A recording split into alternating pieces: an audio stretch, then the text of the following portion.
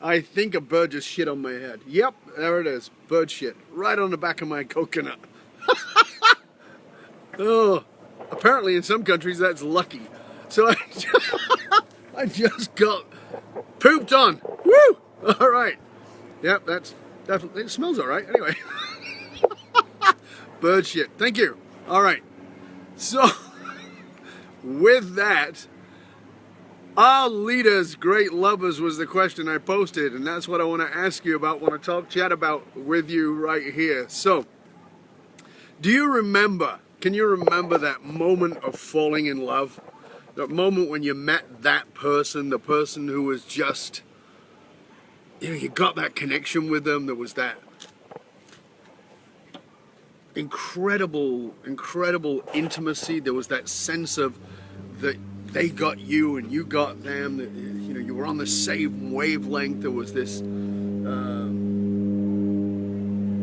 this vibe between you, this amazing ability to communicate, in that stage where you're just compelled to be with each other, where you tell each other things that you've never told others, and you reveal the deep secrets of who you are, like things that you didn't feel safe sharing in the world before, and then you're with this person and there's this amazing freedom. It's like the chains have come off, the limitations of who you are or what you're capable of seem to somehow break wide open. I remember being with a friend of mine, Todd, and we were having this chat, and I was saying to him that I was gonna propose to my wife, and he said, you could see like the doubt in his mind. I mean, he'd met her, he thought she was wonderful, but it was like, I don't get it. I mean, and I said, what's your thing? And he goes, well, I know that what your highest maxim is. Your highest maxim is freedom. How can you possibly be now talking about getting married? I mean, going to be 40 years old. And I remember saying to him, freedom means different things to different people, but to me, freedom means the ability to be more of myself. That any environment that I put myself in, any situation that I put myself in where I'm free to be me, that's freedom, right? And so, having met Renuka, my now bride, my now queen, I felt more free than I'd ever felt in my life. But that's that moment of deeply falling in love. It's a moment of complete freedom. It's the restrictions are gone. It's that sense that somebody gets you in a way that others have never gotten you, and that they can see into a part of you that you've not let others see into, that you drop that wall. That moment of deep, phenomenal intimacy is so powerful that literally the brain releases chemicals that are painkillers, that are stimulants, there's a particular chemical cocktail called PEA. Go look it up, it's phenomenal. And this chemical cascade, this neurochemical cascade that is released in the brain, floods the brain, and it's this painkiller, it's a stimulant, it makes you horny, it allows you to stay up all night and make mad passionate love, and then go to work the next day without being completely knackered, and still feel energized and excited, and that person across the aisle at work who was pissing you off suddenly doesn't really bother you. You kind of, maybe they're okay after all. Suddenly you're euphoric. Suddenly things are beautiful. It comes from this moment, it comes from this connection with this other person, with this lover, with this person who you've let in. That you have this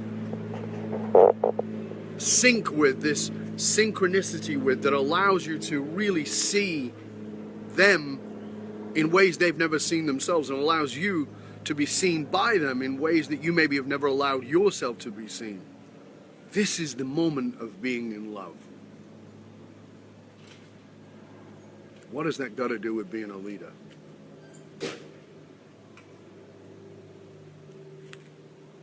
As leaders,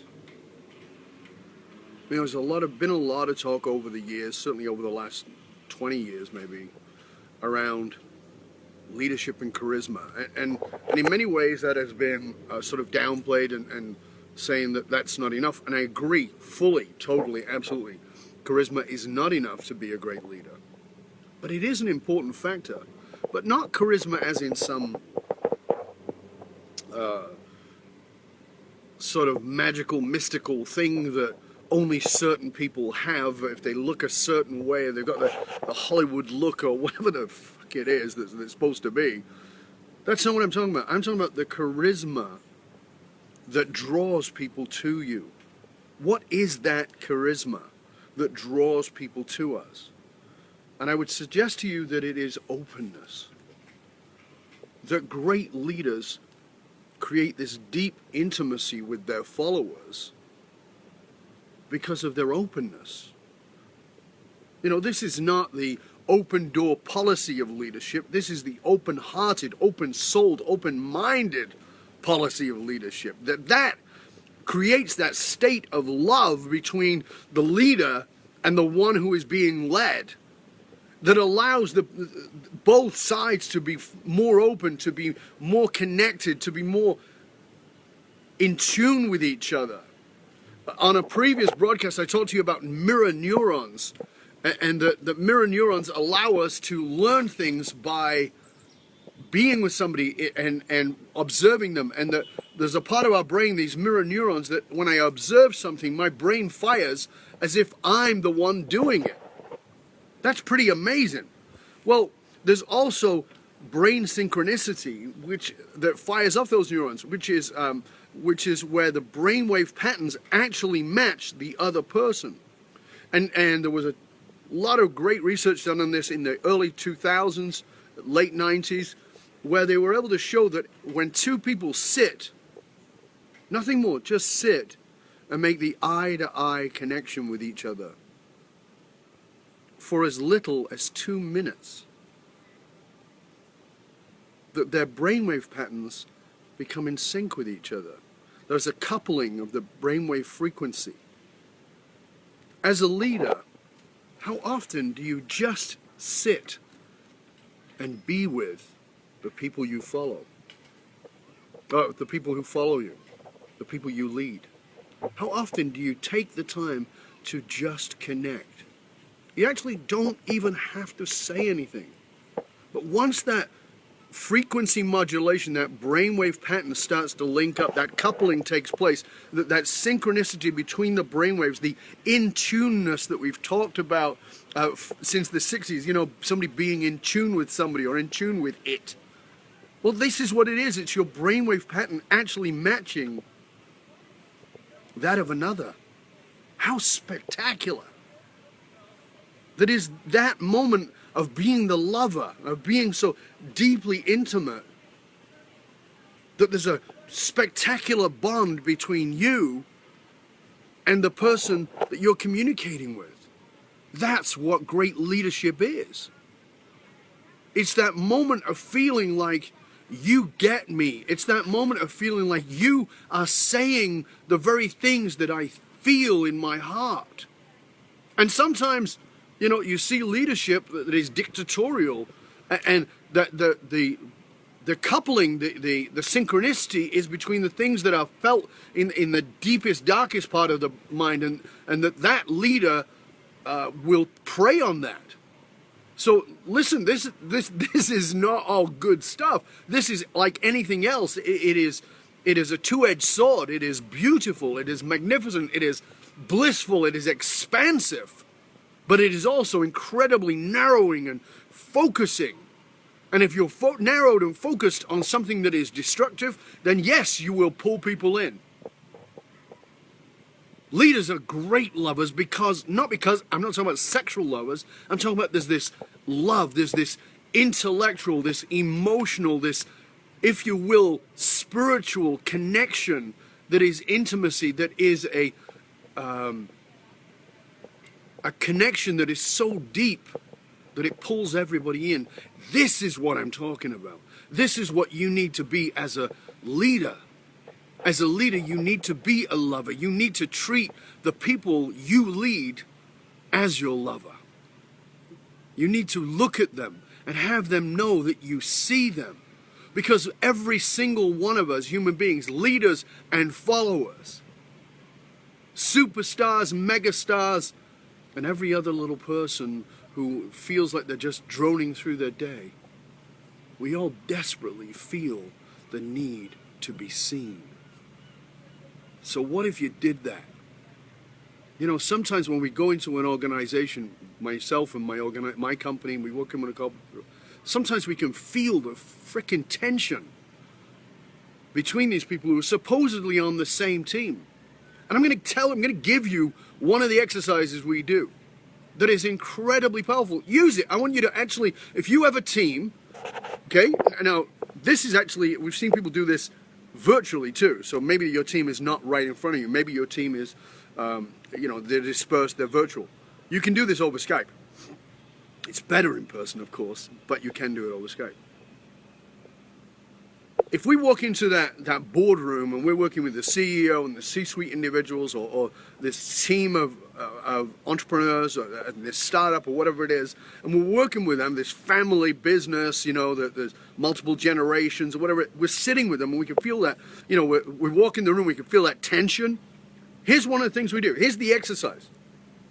We have everybody stand up and we give them the instruction, you cannot speak. You have to be with your own discomfort of not saying anything. And you're going to stand in front of each other and just look into the eyes of the other, silently. And notice your own discomfort as you sit silently looking into each other's eyes. And when you get past that discomfort, you'll feel a connection. And invariably, it shifts everything. There is this magnificent connection between these people that they've never seen before. This is what it is. Great leaders are great lovers because they're deeply connected to their people. They take the time to connect to their people. This is what I'm asking you to do to be a great lover. Leaders are great lovers. It's not sexual, but it is mental, emotional intimacy.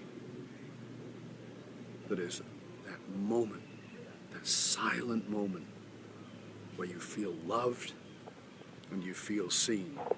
You want your people to get loyal to you. You want your people to stay with you. You want your people to be really